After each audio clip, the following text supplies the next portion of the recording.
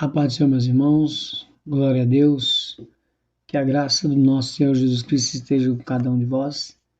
Você está no canal O Fim, Deus de Princípio. Eu sou o Altair. Nós estamos aqui dando continuidade ao estudo na aula de número 5, onde começamos a falar das festas de Deus. Falamos das 3 primeiras festas e meia, né? Quem acompanhou o estudo passado vai entender o porquê eu estou falando das 3 festas e meias e porquê que eu dividi a festa do Pentecostes em metade, né? Ou seja, se cumpriu uma parte dela e uma outra parte será cumprida mais à frente, vocês vão entender qual o período, qual o tempo exato de cumprimento dessa meia festa, vamos dizer assim, para ficar mais fácil de um entendimento. E eu aconselho os irmãos, aqueles que não acompanharam a lição de número 5, que possam voltar. É interessante que voltem ali, entrem no canal e voltem na lição de número 5 para ter um melhor entendimento dessa lição aqui, porque ela é um complemento. Então pode ser que se você adentrar esse vídeo e não compreender, não ouvir a lição de número 5, talvez não fique de uma compreensão mais aberta, né, mais clara. Você pode perder o cerne da revelação, ok? Vou fazer uma pequena recapitulação nos primeiros slides, mas é melhor que você entre e acesse a lição de número 5 para ficar com maior clareza no entendimento, ok? Como nós estamos falando de uma grande plantação, justamente na lição passada a gente falou sobre isso, uma grande plantação de Deus, onde Deus profetizava ali já em um dos filhos de Oséia, né, Jezreel, onde significa Deus semeia. Então ali já estava dando uma grande revelação, onde haveria de vir Cristo, né? Conforme diz João ali 12:24, Cristo é o trigo que foi plantado e era necessário que esse trigo fosse plantado e que esse trigo, claro, ele sendo plantado, ele iria morrer, né? Para dar fruto, pois que aconteceu, o trigo, a semente, quando ela é plantada, ela morre, então ela abre, né? Ela dá fruto. Então nós fizemos essa comparação e estamos falando deste contexto, dessa grande plantação de Deus, onde vai haver uma grande colheita. Ficou bem claro isso na aula passada. E dando continuidade a esta questão, eu quero primeiro ler Marcos capítulo 4, versículos de número 1 a 13. É muito versículo, mas é interessante a gente ler, porque eu quero falar dessa parábola, porque se a gente não entender essa parábola, nós não vamos entender nenhuma das outras. Esse foi o recado que Jesus nos deixou, né? Vamos lá. Marcos capítulo de número 4. Marcos capítulo de número 4. Vamos lá. Para ficar de melhor entendimento para os irmãos, vocês vão entender onde eu quero chegar aqui. Então, Marcos capítulo 4, de 1 a 13. Ele diz: E outra vez começou a ensinar junto ao mar, e ajuntou-se a ele grande multidão. De sorte que ele entrou e assentou-se num barco sobre o mar, e toda a multidão estava em terra junto ao mar. Ensinava-lhe muitas coisas por parábola. Então veja, muitas coisas por parábola, ok? Ele dizia na sua doutrina: Ouve, eis que saiu o semeador a semear. E aconteceu que, semeando ele, uma parte da semente caiu junto ao mar, ou junto ao caminho, perdão, e vieram as aves do céu e a comeram. E a outra caiu sobre os pedregais, onde não havia muita terra, e nasceu logo, porque não tinha terra profunda. Mas, saindo o sol, queimou-se, e porque não tinha raiz, secou-se. E outra caiu em espinhos, e crescendo os espinhos a sufocaram, e não deu fruto. E outra, caiu em boa terra, e deu fruto, que vingou e cresceu, e um produziu 30, e o outro 60, e o outro 100. E disse-lhe: Quem tem ouvidos para ouvir, ouça. Tá, e ele então diz essa parábola, né? E aí vamos ver a questão dos discípulos, que vai interrogar ele e perguntar, porque eles não tinham entendido essa parábola. Todo mundo conhece essa parábola, já é bem bem batida, bem pregada, bem explanada, mas nós vamos ver um detalhe que muitas das vezes passa desapercebido aqui.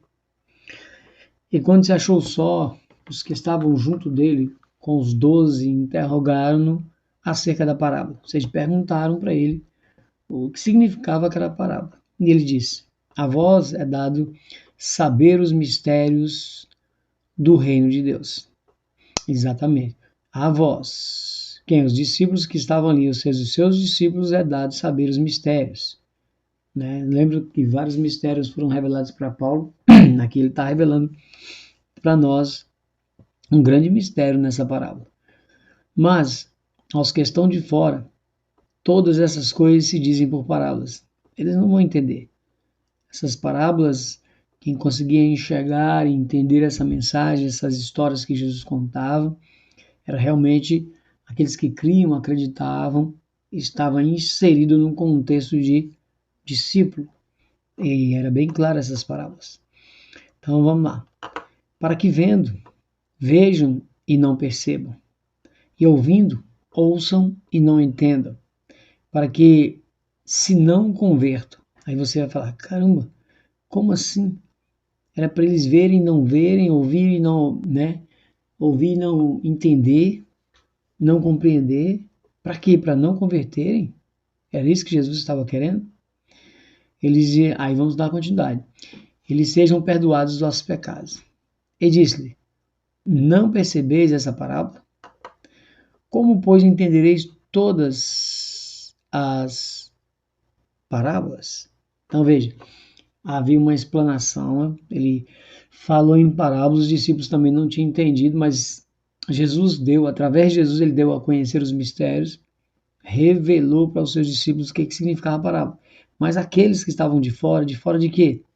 Do reino de Deus, do entendimento, da revelação, não faziam parte. E isso aqui se cumpriu, o profeta Isaías profetizou sobre isso aqui. Viam, mas não viam, eles viam, mas não enxergavam, né? Eles ouviam, mas não entendiam, porque eles estavam fora do contexto. E Jesus deixa claro que para os discípulos o mistério é dado a conhecer, mas ele dá uma dica, ele dá uma condição para que esses discípulos entendam. Veja só, ele fala assim, não percebeis essa parábola, ou seja, não entendeis essa parábola, ou não compreendeis essa parábola, ou seja, você não está compreendendo essa parábola, como pode você então entender as outras? Então veja que essa parábola é tremenda, essa parábola aqui, ela é uma parábola chave para nós, porque se você olhar a semente que caiu na beira do caminho, né? As aves do céu veio e comeu. Se você é a semente que caiu no meio dos pedregais, né? Não tinha raiz, o que aconteceu? Logo se perdeu, não tinha raiz, não tinha profundidade na palavra. Mas aí que caiu no meio dos espinhos. O mundo sufocou, as coisas deste mundo, os prazeres, né? Todo o envolvimento, o trabalho, toda a pressão, tudo quanto é coisa que tira o foco de Deus, até mesmo algumas pessoas impõem, tanto até o lazer acaba sendo um empecilho na vida de algumas pessoas, porque elas não sabem remir o tempo, não sabem dividir o tempo, e até isso atrapalha. Então essa caiu no meio dos espinhos. E Jesus está dizendo o seguinte, se você não compreender essa parábola, você não vai entender as outras. Por que ele está falando isso? Porque essa parábola nos mostra em que posição você se encontra e se encaixa no reino de Deus. Hoje, você é aquela que caiu à beira do caminho, onde veio as aves e comeu a semente? Você está inserido na beira do caminho? Ou você está inserido naqueles que têm pouca raiz, que não buscam a edificação, que não buscam o crescimento? Você está inserido em qual?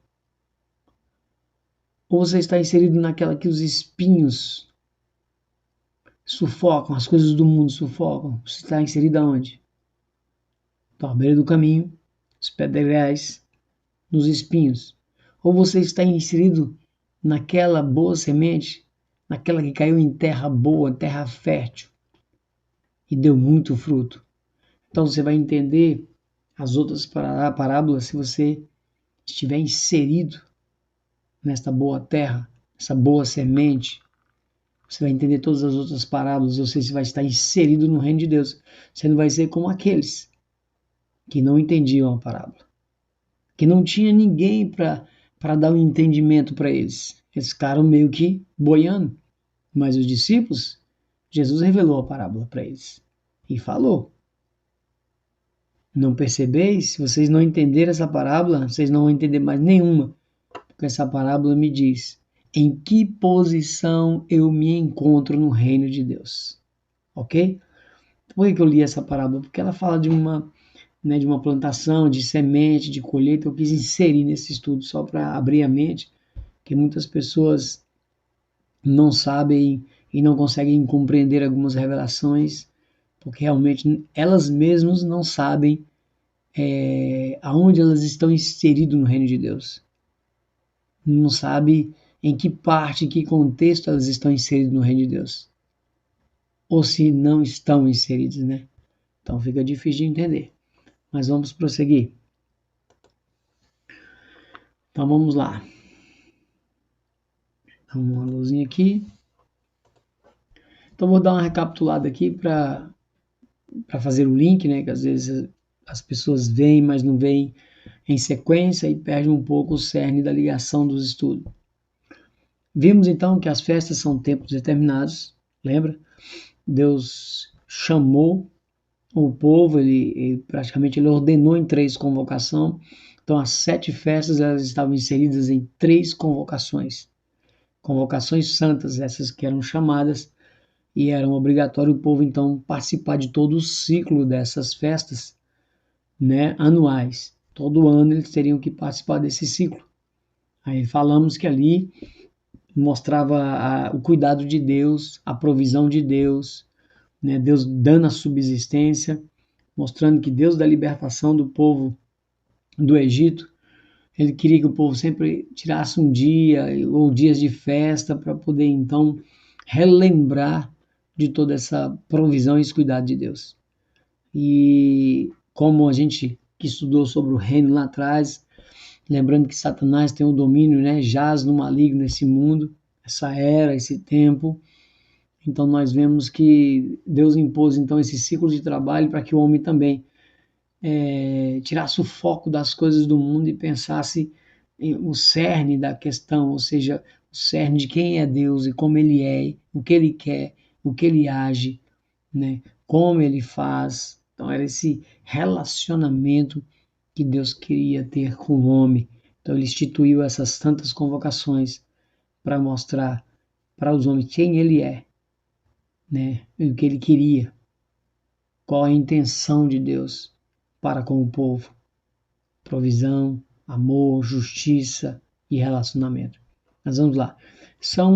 Vimos que as festas são um panorama, né, um pano de fundo, revelando o plano de redenção, desde a antiga aliança até a nova. Ou seja, é como se você estivesse olhando para as festas, né?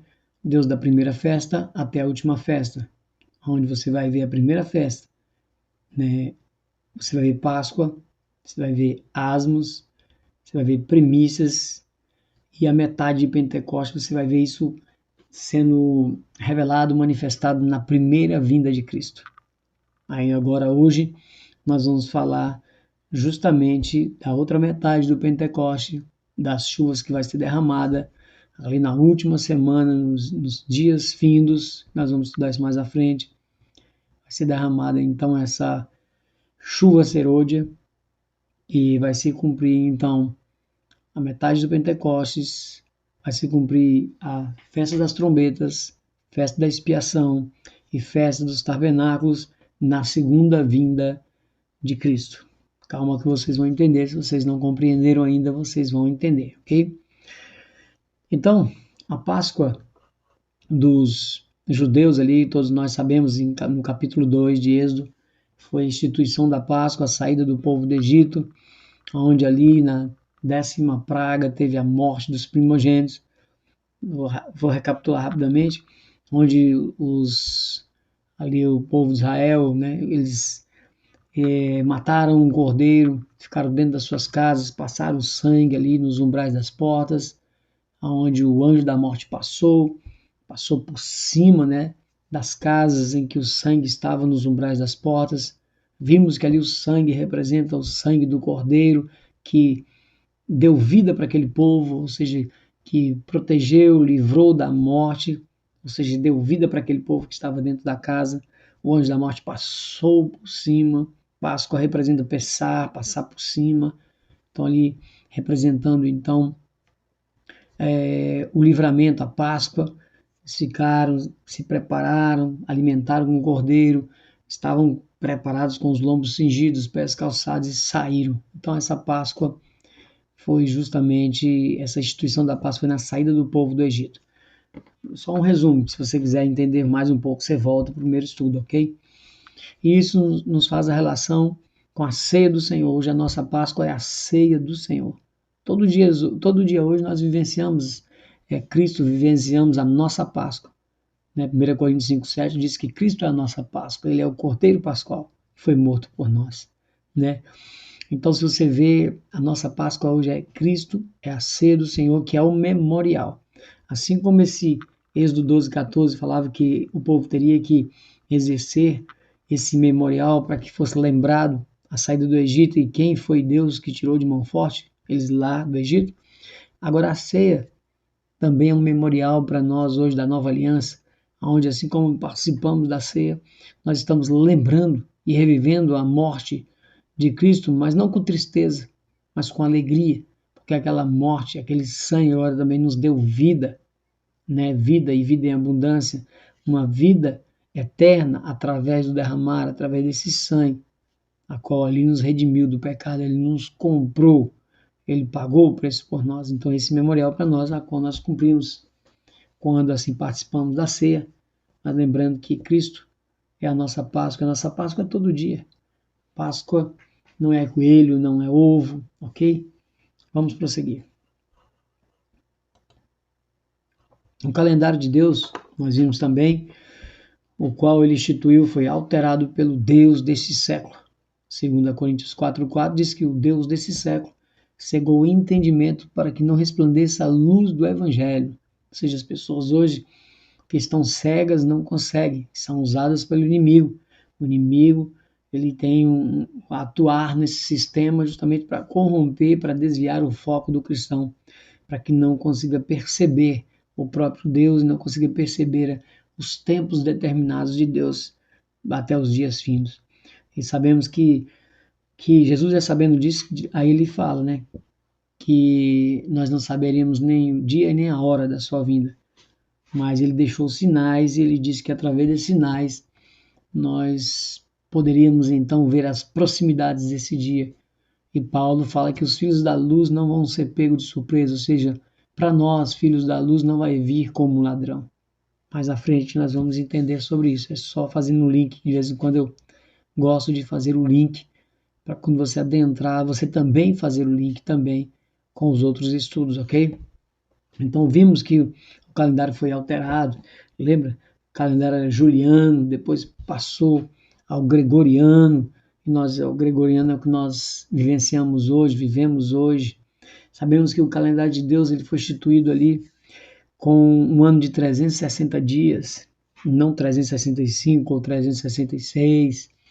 Vimos que os meses ali do povo judeu, ele tem 30 dias, esse é a quantidade de dias que Deus dá, porque até para que você veja que isso é profético, nós vamos entender isso quando formos falar do tempo de trabalho nessa terra, quando formos falar do jubileu, ok? Nós vamos tratar do jubileu, nós vamos ver o tempo de exercício de trabalho nessa terra e você vai ver a importância de entender que o calendário de Deus ele tem 360 dias, 30 dias no mês.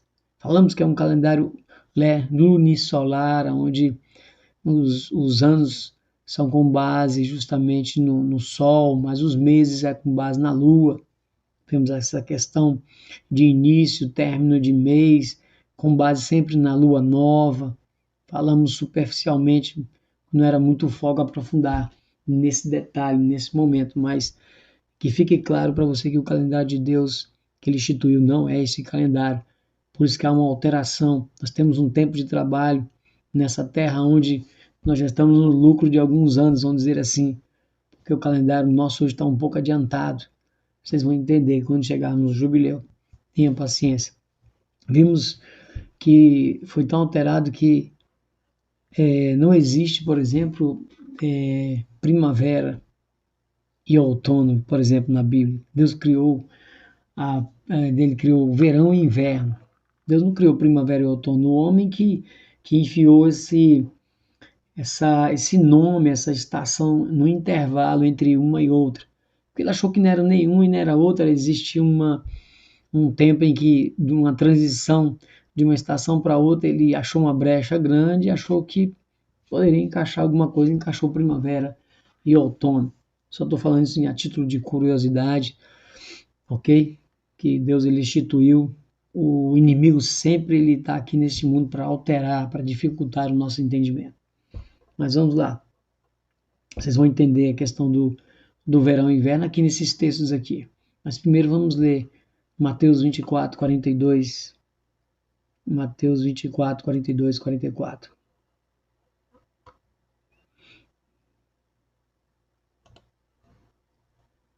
Mateus 24, 42, 44. Veja o que ele diz. Vamos lá. Vigiai, pois, porque não sabeis a que hora há de vir o nosso Senhor. Com certeza, diante dessa confusão toda, com esse calendário, nós não vamos saber mesmo. Mas as proximidades, ele nos dá a dica. Preste atenção. Mas considerai isso, se o pai de família soubesse que vigília da noite havia de vir o ladrão, vigiaria e não deixaria que fosse arrombada a casa. Por isso, estai vós apercebidos também, porque, filho do homem, há de vir a hora em que não penseis. Ele fala, né? Não penseis. Por que não penseis? Porque a gente tenta fazer conta, as pessoas que tentaram marcar a data e hora da vinda de Cristo, todos quebraram a cara. Na verdade, você nunca vai conseguir. Aqueles que marcam a data erram feio, mas a menção das proximidades nós podemos. E aí nós vamos mostrar através das festas, através de outros dados e relatos do próprio Deus para nós vamos ver quando estiver bem próximo, porque nós vamos entender através do Espírito Santo que estamos estudando, estamos aprendendo. E essa proximidade ela vai ser mais mostrada e revelada para nós através do Espírito Santo. Vamos lá. Vamos ver a questão da estação. Veja o que Deus instituiu. Gênesis 1,14. Gênesis 1,14. E disse Deus: haja luminares na expansão dos céus para haver separação entre dia e noite. E sejam eles para sinais. Veja. Sejam eles para sinais e para tempos determinados, para dias e anos. Eu quero que você preste atenção em tempos determinados. A palavra é moed. Lembra que eu falei no estudo passado? As festas de Deus são tempos determinados, são ciclos determinados por Deus, né, mostrando ciclos de testemunho para que testemunhassem sobre Deus ao longo de todo o ciclo anual, diante da provisão, da subsistência. Lembra? Então, tempos determinados, a palavra é M-O-W-E-D, moed. Aqui está. E o que? Os luminares da expansão dos céus. Quem é os luminares? Sol, lua, estrelas. Eles foi dado para nós para poder o quê? Para mostrar dias, anos, mas principalmente os tempos determinados. Moed. Os ciclos determinados que ocorreriam até o último dia, até a consumação dos séculos. Ele vai nos mostrar. Vamos lá. Calma, se você não estiver entendendo, você vai chegar lá. O próprio Gênesis 8, 22. O próprio Gênesis 8, 22. Enquanto a terra durar, sementeira e cega, replantação e colheita, frio e calor, frio e calor, verão e inverno, frio e calor, verão e inverno, dia e noite não cessarão. Verão e inverno. Tem aqui primavera e outono? Ah, mas aí não havia necessidade de Deus falar isso. Você vai ver que com a distribuição das festas no ano, com certeza, até com relação à vinda dele, o verão e o inverno têm a ver. Sim, com certeza. Né? Vamos lá, vocês vão compreender. Então veja que não tem as 4 estações, tem duas. O homem criou duas intervalos. Tudo bem que facilitou um entendimento para nós no dia de hoje, mas nós temos que, para fazer a contagem, a observância dos tempos determinados, nós temos que observar o que Deus instituiu. No caso, o calendário de Deus é diferente do atual calendário hoje, ok? É isso que eu quero deixar bem claro para vocês. Salmos 74, 17. Salmos 74, 17. Vamos lá. Veja só o que aqui diz. Estabeleceste todos os limites da terra, verão e inverno, tu formastes. Verão e inverno tu formastes. Por acaso tem primavera e outono? Não. Só para ficar claro de novo que o calendário nosso ele é alterado hoje, ok? Vamos lá. Ficou bem esclarecido na aula passada. Qualquer dúvida, vocês voltem lá. Vamos lá. Então, 3 vezes 7 festas, 3 convocações. O povo haveria, né? Tem que diminuir isso aqui, que está um pouco grande, está atrapalhando, né? Vamos lá. Então, 3 vezes 7 festas o povo havia de comparecer nas convocações. Convocações, como eu falei na aula passada, não são se der. Não. Convocações você é obrigado a participar. Até falei a questão de militar. Quem é militar conhece e sabe muito bem o que é convocação. Quando você é convocado, você é obrigado a estar naquele local. Vamos lá. Deuteronômio 16, 17. Deuteronômio 16, 17. Cada qual conforme o dom. Calma aí. 3 vezes no ano, todo varão entre ti aparecerá perante o Senhor teu Deus, no lugar que escolher, na festa dos pães ázimos, aqui na festa das semanas, aqui está pães ázimos e Páscoa aqui dentro, festa das semanas, Pentecostes, premissas Pentecoste, né? E festas das trombetas, festa dos tabernáculos está incluído trombetas e expiação. Então vamos recapitular de novo. Os pães ázimos está a Páscoa, ok? A festa das semanas está junto com premissas e Pentecostes, ok? E a festa dos tabernáculos está trombetas, expiação e o próprio tabernáculo. Então as 7 festas estão aqui dentro das 3 convocações. Cada um conforme o dom da sua mão, conforme a bênção que o Senhor teu Deus tiver dado. Ou seja, eles eram obrigados a comparecer. E essa bênção que ele fala era justamente o sacrifício, a oferta que o povo tinha que fazer. Né? Todo ano eles teriam que fazer essas ofertas e cada um fazia conforme o dom. Que dom é esse? Era porque tinha a questão das ofertas, o pobre era para se oferecer pombos, né, aves, aí os outros já era gado miúdo, e os mais ricos, mais bem de situação, oferecia, né, algo maior, algo de grande valor. Então tinha essa diferença, que Deus não é injusto com ninguém.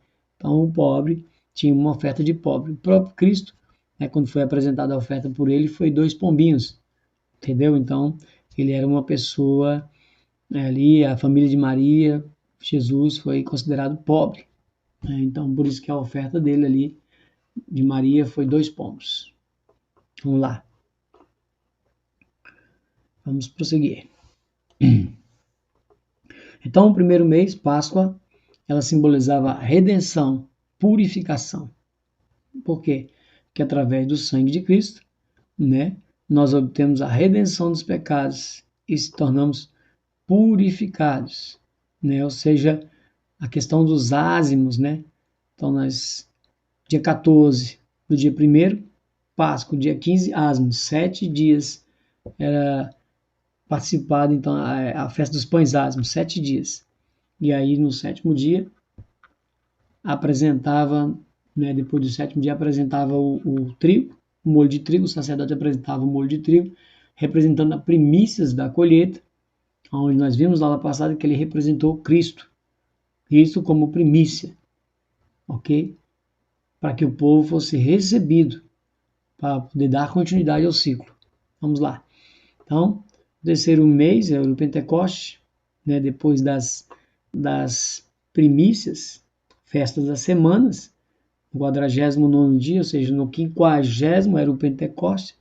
Então, no 50º era o Pentecoste, significava plenitude da provisão. Ou seja, era o revestimento, né, que estava sendo derramado sobre o povo, a confirmação do Espírito sobre o povo, era o derramar.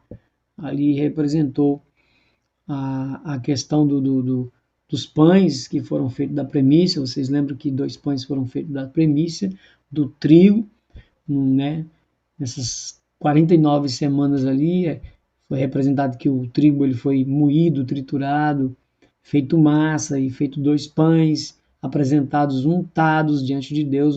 A unção ali, a palavra untada era Machia, então representou então o revestimento do Espírito Santo, o revestimento de poder. Ali representou então a primeira chuva, a chuva temporã, ok? Vamos lá, vamos compreender.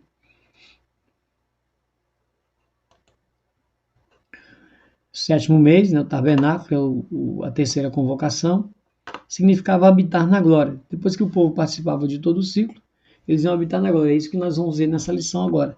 Nós vamos ver essa segunda parte, onde nós vamos participar de trombetas e expiação do tabernáculo, que é o terceiro encontro, a terceira convocação. Ele vai simbolizar o povo terminando esse ciclo e habitando em cabanas, né? No caso, o povo físico habitando em cabanas, festejando durante 7 dias.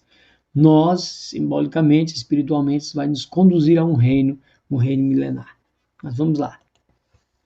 Então vamos lá, agora vamos prosseguir com a lição de hoje, né, propriamente dita. Então, como vimos, faltou, para se completar a metade da festa de Pentecoste, faltou derramar da segunda chuva, ou seja, a serôdia, profetizada em Levítico 26. Vamos lá, Levítico 26, 3, 5. 26, 3, 5. 26, 3, 5, ele diz: se andares nos meus estatutos, e guardares os meus mandamentos e os fizerdes, veja, se guardares, sempre eu gosto de mostrar a condição, se guardares, se andares, se guardares, se andares nos meus estatutos, nos meus mandamentos, uma condição, sempre há uma condição, você quer ou não quer? Altair, a aliança que eu tenho para você é essa, você aceita essa aliança? Você tem que ser santo, separado das coisas do mundo para fazer parte dessa aliança. Você quer? Se eu não quiser, tchau, não quero. Essa é a condição que ele me dá. Ele não obriga você a participar dessa nova aliança. Ele obriga sim, se você aceitar participar, ele obriga. Porque ele fala, sede santos porque eu sou santo. Ele diz também, sem santidade ninguém verá o Senhor. Então há uma condição, se eu tenho que ser santo, separado, okay? Das coisas do mundo, das obras da carne. Não me isolar do mundo, das coisas do mundo, mas eu tenho que estar no mundo para ser sal e para ser luz. Não confunda. Então, eu vos darei, né, se andares, se guardarem, então eu vos darei as vossas chuvas a seu tempo. Aqui ele está falando de umas chuvas, claro, literal, chuva, mas não é só chuva literal. Porque muitas vezes Deus executa o juízo dele tirando as chuvas. Mas ele não está falando só da chuva literal. Você vai perceber no andar de toda a revelação. Então, vos darei as vossas chuvas e a terra dará a sua novidade. e a árvore do campo dará o seu fruto. Então veja, está falando para algo literal, mas também está falando para algo espiritual, onde no final, né, dos tempos vai haver uma grande colheita na terra, onde ele vai colher esse fruto. Vamos chegar lá. Mas até na aula passada a gente leu Apocalipse 14, né, mas vamos prosseguir. E a debulha se vos chegará, e a vidma se chegará à sementeira, e comereis o vosso pão a fartar, e habitareis seguros na vossa terra. Seguros. Também darei a paz na terra. Que dia que essa paz vai chegar na terra? Só naquele grande dia. Dormireis seguros, e não haverá quem vos espante. Farei cessar os animais nocivos da terra, e pela vossa terra não passará espada. Nunca mais. Nós aqui nesse momento, nós já estamos inseridos em um reino milenar. Aqui ele fez uma grande promessa para o povo que ia conquistando as terras, né, para conquistar Canaã, todo aquele processo, mas sempre nos dando uma dica para algo muito maior, uma revelação maior espiritual. É isso que nós vamos ver e estamos estudando agora neste momento, a questão da revelação dos tempos determinados. Então, Deuteronômio 11, 13 e 14. 11, 13 e 14. Será que se diligentemente obedecerdes, gente, olha, presta atenção. De novo, se diligentemente obedecerdes aos meus mandamentos que hoje te ordeno. É uma ordem. Ele está dizendo na nova aliança, é uma ordem. Mas hoje para nós também é uma ordem. Sede santos porque eu sou santo. Paulo está falando sobre isso. Hebreus está falando sobre isso também. Né? Ordeno de amar ao Senhor. Né? Hoje eu te ordeno de amar ao Senhor teu Deus e de servir de todo o teu coração. E ainda é de todo o teu coração, não é de boca para fora não, tá? Todo o teu coração, de toda a tua alma.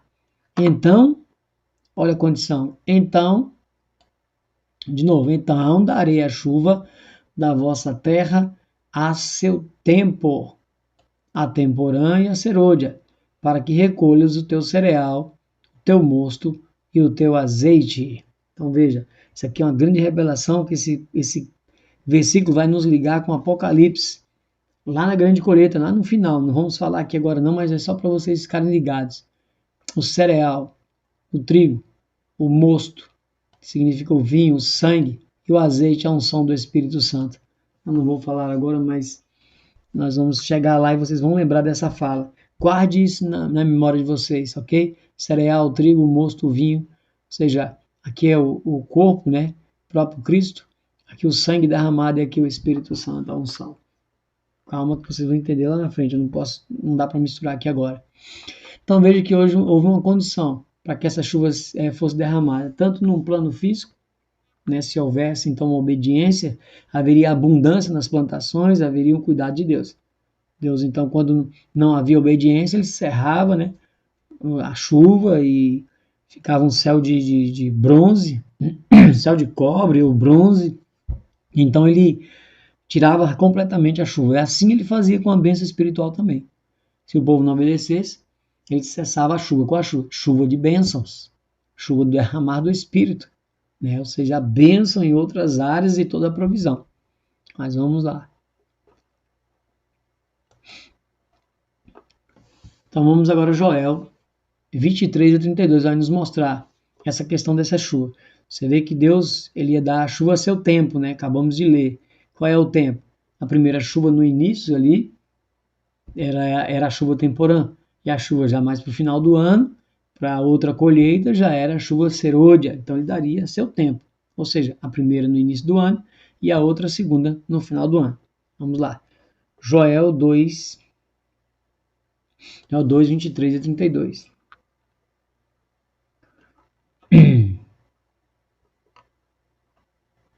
Joel 2.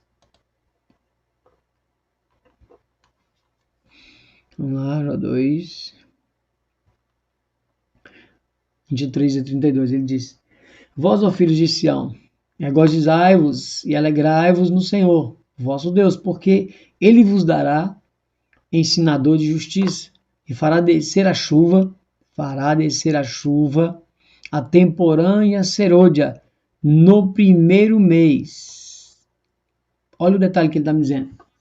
Porque aqui esse capítulo é profético, onde vai falar da descida do Espírito, mas vai falar da descida do Espírito em duas partes.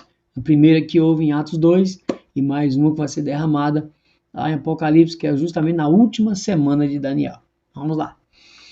Ele fará descer a temporânea serôdia no primeiro mês. Ué, mas o que aconteceu? A chuva é seu tempo. A chuva temporânea caía, né, ali por volta do início do ano ali.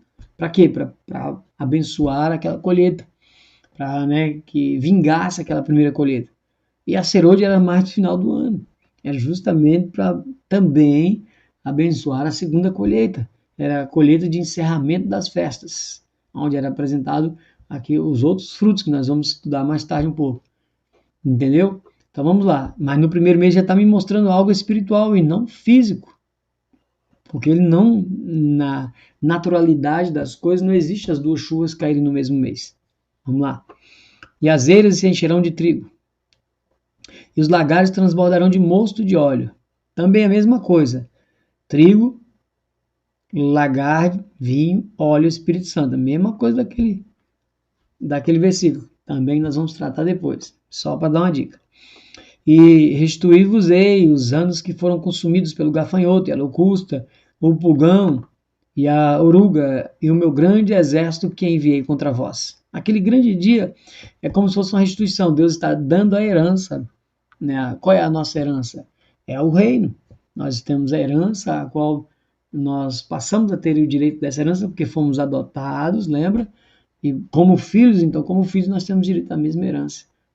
Nós éramos estranhos à aliança, nós éramos estranhos à promessa, mas agora nós estamos sendo inseridos e participantes da comunidade de Israel. Espiritual, ok? Preste atenção. Através de Cristo. E comereis fartamente, ficareis satisfeitos, e louvareis o nosso Deus, e o vosso Deus que procedeu para convosco maravilhosamente, e o meu povo não mais envergonhado. Ou seja, ninguém é mais envergonhado, já chegou no final. E vós sabereis que eu estou no meio de Israel, e que eu sou o Senhor vosso Deus, e ninguém mais. E o meu povo não será envergonhado para sempre. Nunca mais. Já finalizou. Está falando de um finalizar, onde vai ser estabelecido um reino. Daniel fala de uma pedra que bate no pé da estátua. Fala de um ancião que vai descer, ancião de dias. E lá no Apocalipse, fala do Cristo, que vai abrir os céus e vai vir no seu cavalo. Esse é o finalmente, onde jamais o povo, depois desse reino, será envergonhado, porque esse reino será estabelecido eternamente. Vamos lá. E há de ser que depois derramarei o meu espírito sobre toda a carne, os vossos filhos e vossas filhas profetizarão, e os vossos velhos terão sonhos, e os vossos jovens terão visões. E também sobre os servos e sobre as servas naqueles dias derramarei o meu espírito. Pronto. Aqui foi o cumprimento da primeira chuva, da chuva temporânea que foi derramada lá em Atos, capítulo 2, onde Pedro, o pessoal lá dentro do cenáculo, 120, descida do Espírito Santo, né? O pessoal chamou eles de que estavam embriagados. Pedro saiu e falou: irmãos, irmãos galileus, esses homens não estão embriagados. A terceira hora, 9 horas da manhã. Eles receberam então o revestimento do Espírito Santo naquele dia. Se converteu ali quase 3.000 pessoas pela pregação de Pedro. Ali foi o derramar, ali foram as primícias dos santos. Aquelas colheita dos santos ali. Simbolizou a colheita dos santos. 3.000 colhidos ali naquele dia. E ele citou Joel, capítulo 2, versículo 28 e 29. Mas, vamos prosseguir. Aí vai me dar uma dica aqui de um derramar que nós vamos ter que linkar com Apocalipse e outros versículos. Não agora, calma. E ele fala: e mostrarei prodígios no céu e na terra. Não teve isso naquela época. Sangue e fogo e coluna de fumaça.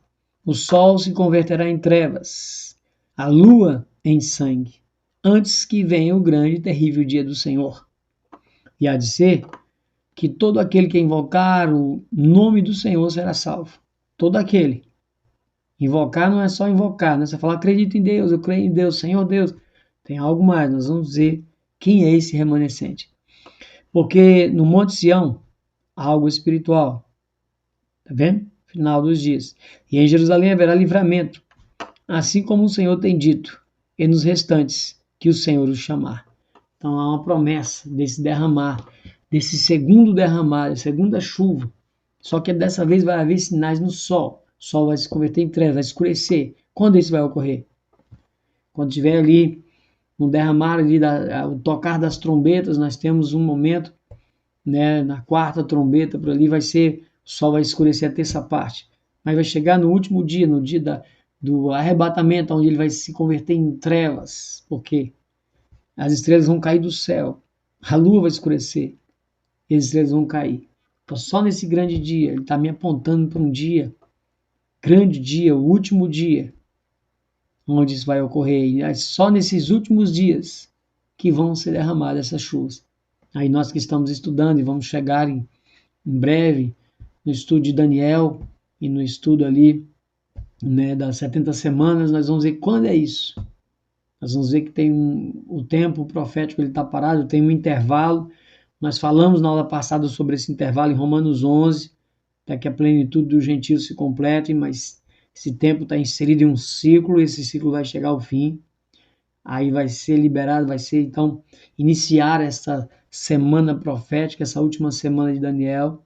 E é nessa semana, no primeiro momento dessa semana, que vai ser derramado o Espírito Santo. Vamos caminhar, que você vai entender muito bem o que eu estou falando. Vamos lá. E Tiago, né, na Nova Aliança, para não ficar só no Antigo Testamento, Tiago 5,7, nós até citamos ele na aula passada, ele confirma essa chuva ao tempo, né? E ele vai me dar um detalhe bem interessante, confirmando o que nós lemos em Joel, né? Ou lemos também a questão das duas chuvas também, né? Só que agora as duas chuvas no mesmo mês e Tiago confirma isso. Tiago 5,7. Vamos lá. Tiago ele confirma justamente isso. Tiago 5,7. Sede, pois, irmãos, pacientes até a vinda do Senhor. Eis que o lavrador, tá vendo? Espera o precioso fruto da terra. Quem planta, quem é o agricultor, ele espera, aguardando com paciência, até que receba a chuva temporânea e a serôdia. Aí ele fala, esse lavrador, ele aguarda com paciência, mas ele está falando da vinda do Senhor aqui, ele não está falando de uma literalidade, de uma plantação literal. Ele está falando justamente da vinda do Senhor. Se você for ver, ó, ele vai falar daqui do início, ele vai falar e você vai entender que ele está trazendo para algo, para uma revelação da vinda do Senhor. E ele confirma aqui, sede, pois, irmão, paciente até a vinda do Senhor. Aí ele compara, eis que o lavrador, ou seja, o agricultor, espera o precioso fruto da terra, aguardando com paciência. Deus está esperando esse fruto amadurecer, até que receba a chuva temporânea serôdia. Aqui ele está dando uma dica, as duas vão vir no mesmo mês. Lembra que nós lemos? Isso vai ser confirmado mais lá na frente. Nesse dia, vai ser porção dobrada, chuva dobrada. Quando eu falo porção dobrada, te lembra algo? Quem conhece as duas casas, quem conhece a questão, né, dos gentios e judeus vai saber que essa porção dobrada vai ser derramada no poder de Moisés e Elias sobre as duas casas no início da tribulação. Só estou linkando para você já ir preparando, já que para que você tenha isso em mente, para quando a gente chegar a falar das duas testemunhas, você vai saber quem são as duas testemunhas. Lembra que eu falei na aula passada, os dois pães apresentados ali diante do sacerdote, já representava os dois ungidos, já representava as duas casas, judeus e gentios, juntos, untados com revestimento do Espírito Santo. A palavra untado significa Machia, através de Cristo, a unção, através do Espírito Santo. Então vai colocando isso na sua mente para que essa revelação ela seja mais expandida, ok? Ao longo dessa lição. Então se cumprirá depois do intervalo de Romanos 11. Lembra que eu li a plenitude dos gentios? Tem esse intervalo. Mas vamos ler, compensa a gente ler para dar continuidade ao link, né? Algumas pessoas podem não lembrar, e se deixar para a pessoa ler em casa, às vezes ela não vai ler. Então vamos ler aqui no estudo mesmo. Então existe esse intervalo, esse elo de ligação das 3 festas e meia para as 3 festas e meia. Esse intervalo na Bíblia ele é nos mostrado de várias situações, várias histórias nos remete a esse intervalo, ok? Vamos lá. Romanos 11. 25 a 27. Romanos 11, 25 a 27, ele diz: Porque não quero, irmãos, que ignoreis este segredo. Lembra quando eu falei que não é segredo? É mistério. Deus não tem segredo para ninguém. É mistério. O tradutor aqui, a melhor tradução era mistério. Tem outras versões aqui, mas eu não vou mexer agora não. Para que não presumais de vós mesmos. Ou seja, que o endurecimento veio em parte de Israel até que a plenitude dos gentios haja entrado. Eu ainda citei a questão da promessa lá de Abraão, Isaac e Jacó, questão da plenitude dos gentios, né? Melagoim, lembra que a palavra lá é Melagoim, lá fala plenitude das nações, mas na verdade lá fala multidão das nações, mas na verdade ali é plenitude dos gentios, até porque a palavra é Melagoim, Melagoim é plenitude dos gentios. A tradução deveria ter sido plenitude dos gentios. Aí nos faria melhor link neste momento aqui. Então, para que não presumais de vós mesmos que o endurecimento veio em parte de Israel até que a plenitude dos gentios haja entrado. E assim todo Israel será salvo. Lembra quando eu falei todo Israel? Aí cadê os santos aqui? Mas Israel, mas ele está falando do Israel espiritual. Como está escrito, de Sião virá o libertador e desviará Jacó das impiedades. De Sião, Cristo. Ele vai libertar o Jacó das impiedades, vai salvar Israel, um Israel espiritual, onde vai juntar judeus e gentios, se tornando uma casa só. Né, restabelecimento das 12 tribos, conforme Ezequiel 37. Vai lá e olha Ezequiel 37, as duas varas se tornando uma, ok? E esse será o meu concerto, a minha aliança com eles. O concerto é aliança com eles, quando eu vos tirar os seus pecados. Mas Jesus não já tirou os pecados? Muitas pessoas falam que Jesus já veio e já tirou os pecados. Na verdade, Jesus, através do Espírito Santo, através do sangue derramado, né, o pecado, ele tira o pecado do mundo, o pecado original, né, e nos torna ficha limpa. Naquele primeiro momento que nós nos convertemos e nos arrependemos, nos tornamos ficha limpa, né, diante de Deus. Então, os pecados para trás são esquecidos, não se lembra mais para frente, nós ainda continuamos pecando, porque João disse que se nós não, aquele que diz que não tem pecado é mentiroso.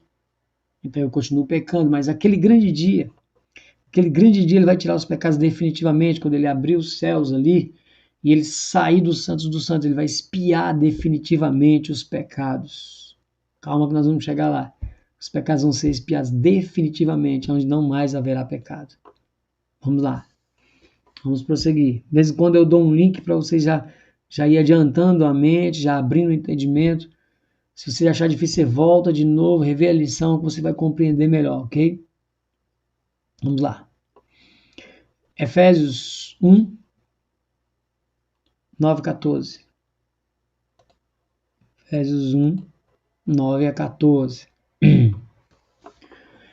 Descobrindo-nos o mistério, aqui ficou bem traduzido, tá vendo? Mistério. Tem algumas versões que traz segredo, mas aí você perde o cerne. Não, Deus não tem segredo. Lembra ali que Amós ele revela para os seus servos, os profetas. Deus não faz nada sem revelar aos servos e os profetas, e ele já revelou tudo. Está tudo na palavra de Deus. Alguns mistérios ficaram para ser revelados através de Paulo, a qual já revelou, está em sua palavra. Na lição passada eu falei sobre isso, volte lá. Descobrimos o mistério da sua vontade, segundo o seu beneplácito, segundo a sua vontade, né, que propuseram em si mesmo. De tornar a congregar, porque eles estavam separados, foram dispersos, quem assistiu às duas casas sabe o que eu estou falando. Então ele vai tornar a juntar em Cristo todas as coisas. Na dispensação da plenitude dos tempos, ou seja, nesse intervalo, plenitude dos tempos, nesse intervalo, ele vai juntar todas as coisas, tanto as que estão nos céus como as que estão na terra. Nele digo, em quem também fomos feito herança. Nele quem? Cristo. Em Cristo fomos feito herança. Através dele nós obtemos herança. Através dele passamos a ser filhos. Direito, né? A mesma herança. Qual a herança? Herdar a terra, herdar a promessa, reinar com Cristo. Então vamos lá. Feitos herança, havendo sido predestinados conforme o propósito daquele que faz todas as coisas. Em Cristo nós somos predestinados. Você só é predestinado em Cristo. Cristo é o piloto do barco, ele parte. Se você não estiver no barco, você perdeu. Aqueles que estão no barco, em Cristo são salvos. Os que não estão, são condenados. Quem quer entrar no barco? Ele está de braço estendido, chamando. Só entra quem quer. Lembra? Se. Então vamos lá. Conforme o propósito daquele que faz todas as coisas, segundo o conselho da sua vontade. com o fim de sermos para louvor da sua glória, nós os que primeiro esperamos em Cristo, ok? Em quem também vós estáis depois que ouvistes a palavra da verdade. Então, depois que nós ouvimos a palavra da verdade, nos arrependemos, nós passamos a estar em Cristo, passamos a ter direito a essa herança. O evangelho da salvação, e tendo nele também crido, fosse selados com o Espírito Santo da promessa. Hoje nós somos selados com o Espírito Santo da promessa. E esse selo ele vai se evidenciar em Apocalipse, ali capítulo 4. Não, Apocalipse capítulo 7, onde ali os anjos vão selar os servos do Senhor, né, mostrando a questão dos 144 mil, que vai se refletir em Apocalipse 14. Vamos lá. O qual é o penhor, né, a garantia da nossa herança. Cristo é a garantia da nossa herança, porque através dele nós passamos a ser adotados como filhos. Então ele é a garantia. Nele nós temos a herança. Para quê? Para a redenção da possessão de Deus. Qual é a possessão de Deus? O reino, a terra prometida. Para o louvor da sua glória. A terra prometida. Israel físico, na carne, buscava Canaã celestial. Nós, espiritualmente, buscamos Sião, Canaã celestial. Ok? Histórias se repetem, a maquete aumenta para algo espiritual muito maior. Vamos lá.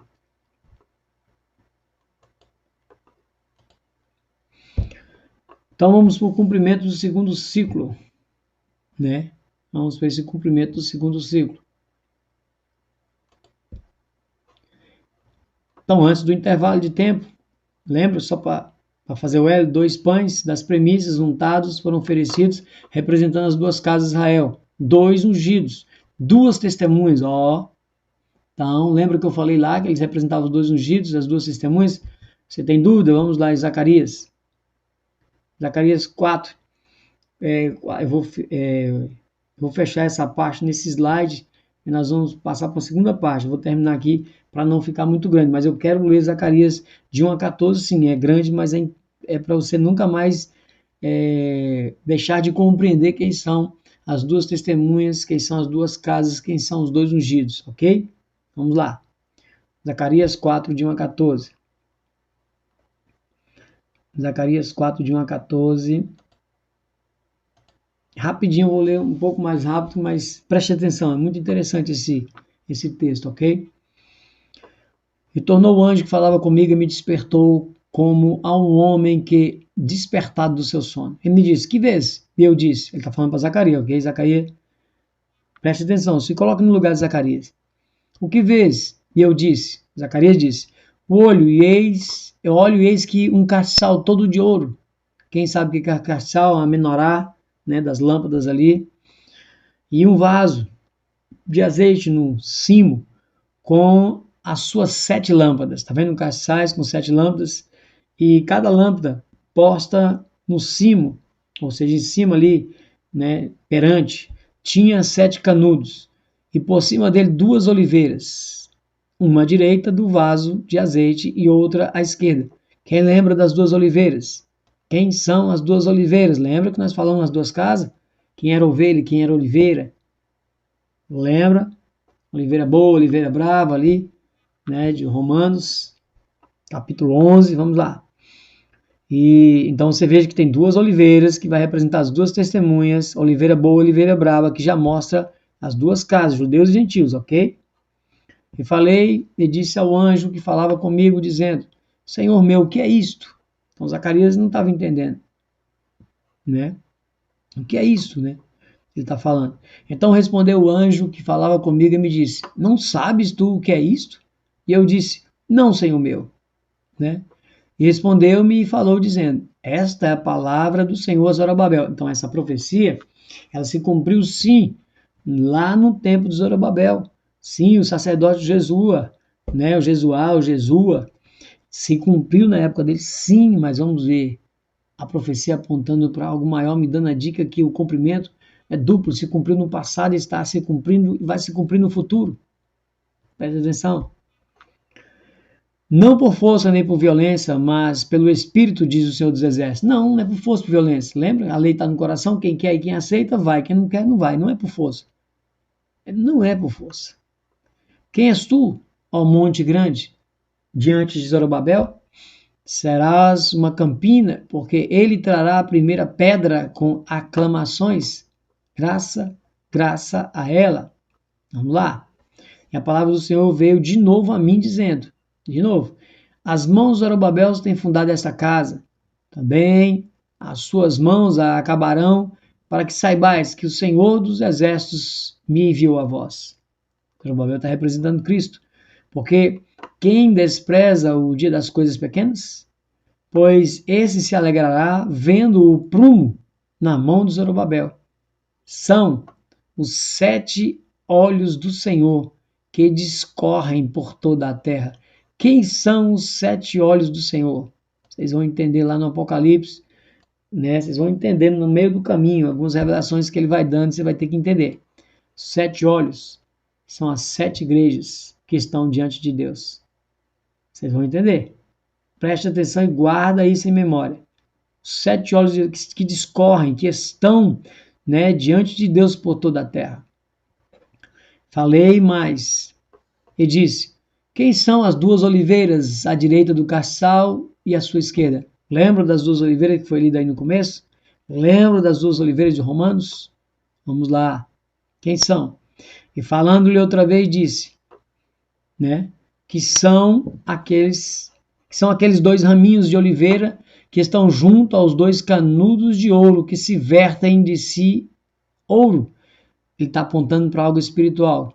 Que esses 2 raminhos dessa oliveira, essas 2 oliveiras, vai estar lá no final, nos últimos dias.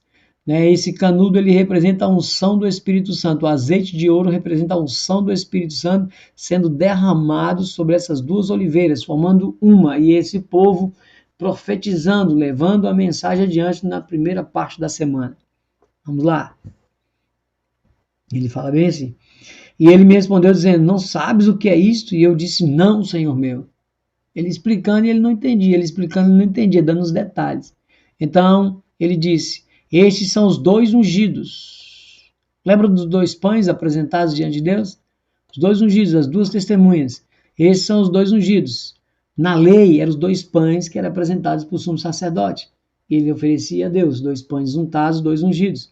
Aqui, os 2 ungidos são as 2 casas ungidas com o Espírito Santo profetizando em porção dobrada.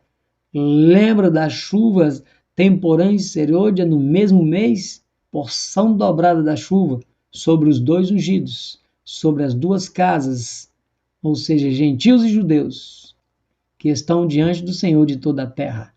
Por quê? Na lei, os 2 pães estavam diante de Deus, o castiçais, né? As 2 representando as 2 oliveiras e os 2 ungidos diante de Deus. E o azeite de ouro vertendo sobre os 2 azeites, sobre as 2 oliveiras, sobre os 2 ungidos. A unção do Espírito Santo dobrada. Calma, vamos caminhando, vamos devagar, que nós vamos caminhando, você vai compreender o que nós estamos falando, né? Certinho. Aí eu falei da porção dobrada que é derramada sobre esses 2 ungidos. Aqui é a questão de Elias e Eliseu. Muitas pessoas não acreditam nessa questão de porção dobrada, mas se você olhar, quando Elias chamou Eliseu acompanhou Elias e houve a profecia, né, de que Elias seria recolhido, e Eliseu queria estar o tempo todo com ele, e não largava ele, porque aquela profecia foi revelada para Eliseu que realmente Elias seria tirado, e vários profetas, onde ele passava, falava para ele, né, está sabendo aí que teu senhor vai embora, né? E ele, sei disso. Ele até brigava, né? Que ele não queria que isso acontecesse, porque ele queria estar junto. Aí ele foi e falou, ele ia sempre pedir para ele ficar, e ele, não, vou estar junto. E ele falou, pede o que tu queres, ele pediu porção dobrada. Então tá bom, se você estiver junto comigo na hora que eu for apartado, eu vou te dar a porção dobrada. E aconteceu que ele estava. A carruagem veio, apartou eles e foi levado em um redemoinho aos céus, mas antes dele subir ali, ele soltou a capa, ali simbolizando que a porção dobrada foi dada para Eliseu. Eliseu então começou a fazer milagres e maravilhas ali, e por coincidência, se você olhar os grandes milagres que foram feitos de Elias e os grandes milagres que foram feitos de Eliseu, foi o dobro. Ficou faltando um, mas Deus não deve nada para ninguém. Quando então Eliseu morreu doente, um servo do Senhor que ressuscitou, fez milagres, morreu doente. Isso aí desconstrói muitas doutrinas nos dias de hoje, né? Mas não é papo para essa aula.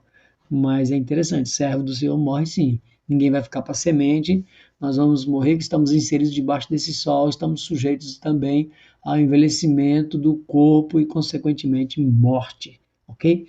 Então Eliseu morreu e um soldado, quando morreu, foi lançado sobre os ossos de Eliseu e ele ressuscitou, porque faltava um milagre para concretizar a porção dobrada. Você tem dúvida? Vai estudar sobre Elias e Eliseu. Você vai ver que os milagres foram dobrados, as porções foi dobrada sobre Eliseu. Eliseu fez o dobro de milagres do que Elias. Interessante, mas aconteceu a porção dobrada. Mas vamos lá, não vamos ler esse texto então. Já parafraseei, confabulei, vamos lá. Então, vocês recordam, né? Então, quem era a oliveira, só para dar a dica lá no passado, né? Jeremias 11,16 fala que da oliveira verde, né? Mas vamos lá, interessante ler. Jeremias 11,16. Eu gosto de ler todos os textos. Jeremias 11,16. Isaías, Jeremias. 11,16. Denominou o Senhor oliveira verde. Aqui é antes de tudo. Estava junto ainda, ele estava dando uma dica, como se ela era junta ainda, mas iria acontecer algo com ela. Veja, oliveira verde, formosa por seus deliciosos frutos. Mas, agora, a voz de um grande tumulto. Porque houve uma divisão, houve uma separação, houve uma prostituição. Lembra do casamento? Né? Acendeu fogo ao redor dela e se quebraram os seus ramos. Por quê? Houve a divisão. Lembra da divisão do reino? Duas casas, né? Reino do Sul, né? 10 tribos, Reino do Norte, lembra? 2 tribos, 10 tribos. Houve essa divisão e foram pulverizadas nas nações ali, o povo de Israel, e é onde se tornou misturados e se tornou gentios também. Ok? Então foram pulverizados. Essa oliveira quebrou. Agora eles vão voltar como oliveira brava para ser enxertado na boa oliveira, nessa oliveira que o Senhor chamava de verde. Vamos lá. Espiritualmente aponta para as premissas, né? Então vamos lá. Então, apronta para os 144 mil que agora são selados. Lembra quando eu falei que, acho que eu li na aula passada também, questão de Apocalipse, capítulo de número 7, eles estavam recebendo o selo, ou seja, um povo separado, ungido como sacerdotes, porque o povo ele foi ungido como sacerdote. Premissas são apresentadas diante de Deus, nós vamos tratar mais à frente, mais uma vez, está na aula passada, mas depois nós vamos falar sobre isso. Mas esse povo agora foi selado, foi ungido, selado, marcado com o nome do Pai, né, do Filho, do próprio Filho, e o Espírito ali selando, mostrando a questão do selo, né, em Apocalipse 7, foi com o nome do Pai, com o nome do Filho, né, dele, e com a unção do Espírito Santo. É por isso que a besta, ela tem aquela questão também do selo do nome, da marca, né? Nome, marca e sinal. Ou seja, você também tem uma trindade sacânica aí. É marca, número e nome, né? Marca, número e nome. E o Senhor é o nome do Pai, do Filho, é a unção do Espírito Santo. Então você vê que sempre Satanás quer imitar a Deus, né? Mas vamos ler. Então esse povo que é selado, ele se torna então ungidos. Lembra no primeiro momento, Pentecostes, a unção sobre os dois ungidos, se tornam então sacerdotes. Vamos lá, Apocalipse 1, 5, 6.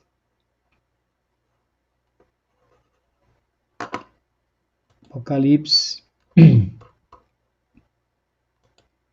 1, 5, 6. E da parte de Jesus Cristo, que é a fiel testemunha, o primogênito dos mortos, ou seja, o primeiro que morreu e ressuscitou, e o príncipe dos reis da terra. Ele é o príncipe, ele vai se assentar no trono. Aquele que nos ama e em seu sangue nos lavou dos nossos pecados e nos fez reis e sacerdotes para Deus e seu Pai. Fez reis e sacerdotes.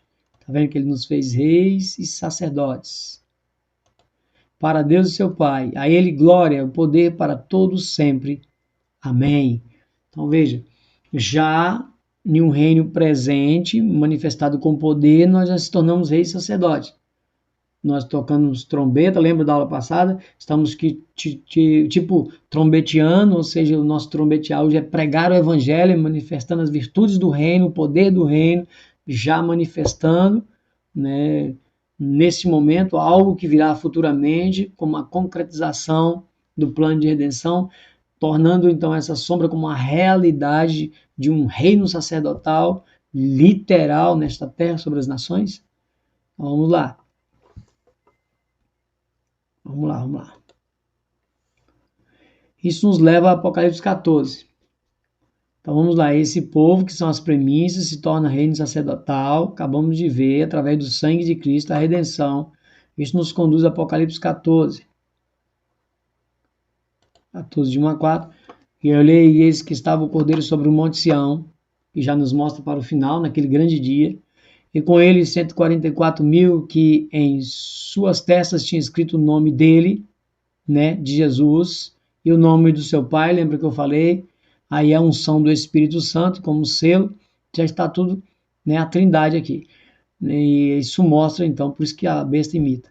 E eu vi uma voz do céu como uma voz de muitas águas e como uma voz de um grande trovão e uma voz de arpistas. Ó.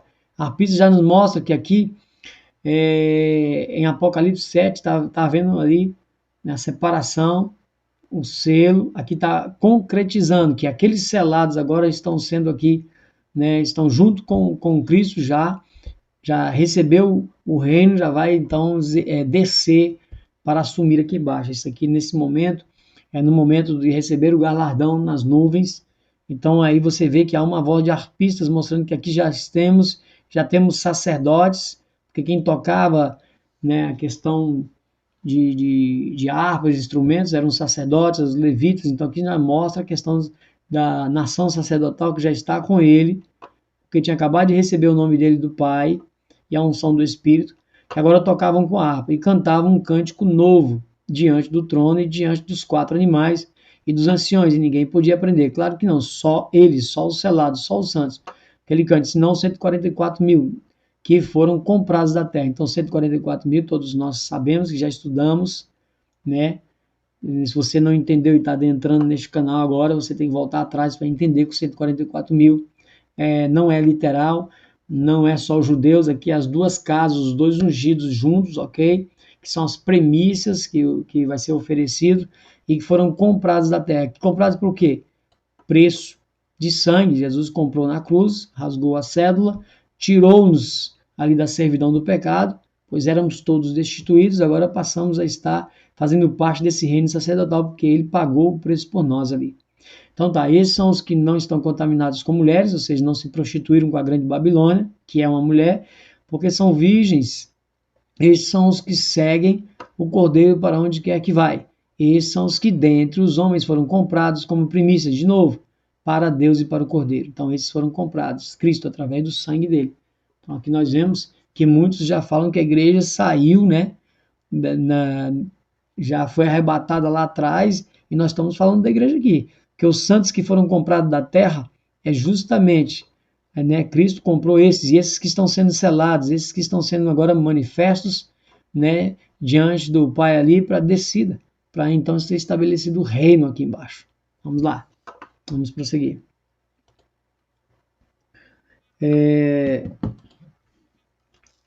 Vamos fechar esse slide para a gente dividir essa lição, ok?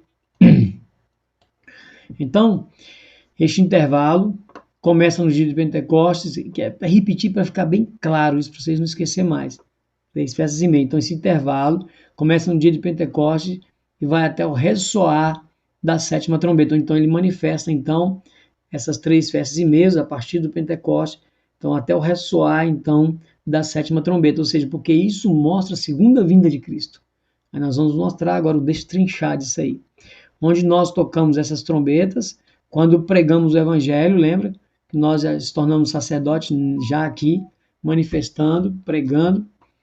Mas vamos lá, vamos ler o texto. Apocalipse 1:10. Apocalipse 1:10. Foi arrebatado em espírito no dia do Senhor. Veja, João está falando que foi arrebatado em espírito no dia do Senhor. E ouviu detrás, né, de mim, ele está falando, eu vi detrás de mim uma grande voz como de trombeta. Então veja, a voz é comparada com uma voz de trombeta. Então a voz como uma voz de trombeta. Por que eu estou fazendo essa ligação? Para você ver que quando nós pregamos o evangelho, nós trombeteamos, nós tocamos a trombeta.